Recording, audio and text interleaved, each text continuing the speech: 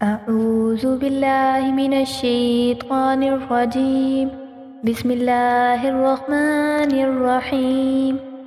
السلام علیکم ناظرین، پھر میں لے کر آئی ہوں آپ کے پاس ایک نئی ویڈیو نماز کے بارے میں، یعنی کہ جن اوقات میں نماز پڑھنا منع ہے ان اوقات کے بارے میں آپ کو بتانے لگی ہوں۔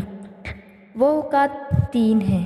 نمبر 1 طلوع آفتاب کے وقت، یعنی جب سورج نکلنا شروع ہوتا ہے نا تب۔ نمبر 2 زوال آفتاب کے وقت، جب زیادہ ہی سورج چڑھ جاتا ہے نا تب۔ نمبر 3 غروب آفتاب کے وقت، جب یعنی کہ زردی سے ہو جاتی ہے نا سورج کی، یعنی ڈھلنے لگتا ہے تب۔ لیکن اگر کسی کی یعنی کہ عصر کی نماز رہ جائے، عصر کی نماز ہوتی ہے نا، عصر کی نماز رہ جائے تو وہ غروب آفتاب کے وقت پڑھ لے، کیونکہ قضاء کے مقابلے میں مکروہ وقت میں پڑھ لینا ہی غنیمت ہے۔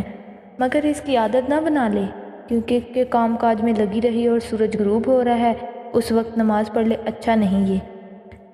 تو بہتر یہ ہے کہ ٹائم سے ہی پڑھ لے۔ اگر مکروہ وقت میں پڑھ لینے سے بہتر ہے کہ آپ پہلے پڑھ لیں، قضاء نہ کریں، مکروہ میں پڑھ لیں۔ ان تینوں اوقات میں سجدہ تلاوت کرنا بھی منع ہے، یہ بات بھی آپ ضرور یاد رکھ لیں کہ اس میں کوئی بھی عبادت کرنا منع ہے۔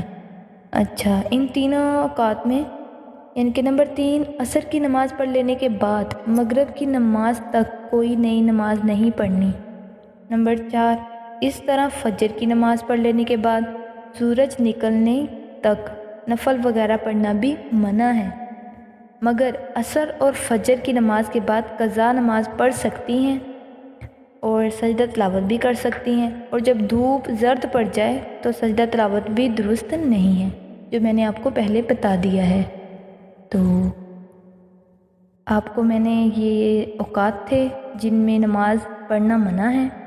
باقی اوقات میں الحمدللہ آپ جب چاہیں نفل نماز ادا کر سکتی ہیں، اور فرائض بھی جو فرائض نماز ہے وہ بھی ادا کر سکتی ہیں۔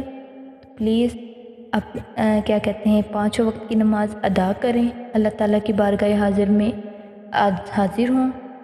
تو پلیز اس چینل پر جو نئے ہیں ان سے گزارش ہے کہ میرے چینل کو سبسکرائب کریں اور میری ویڈیو کو شیئر کرنا نہ بھولیں، اور بیل آئیکن کو ضرور دبائیں تو تاکہ میری آپ کو آنے والی اور نئی اسلامی ویڈیو ملتی رہیں۔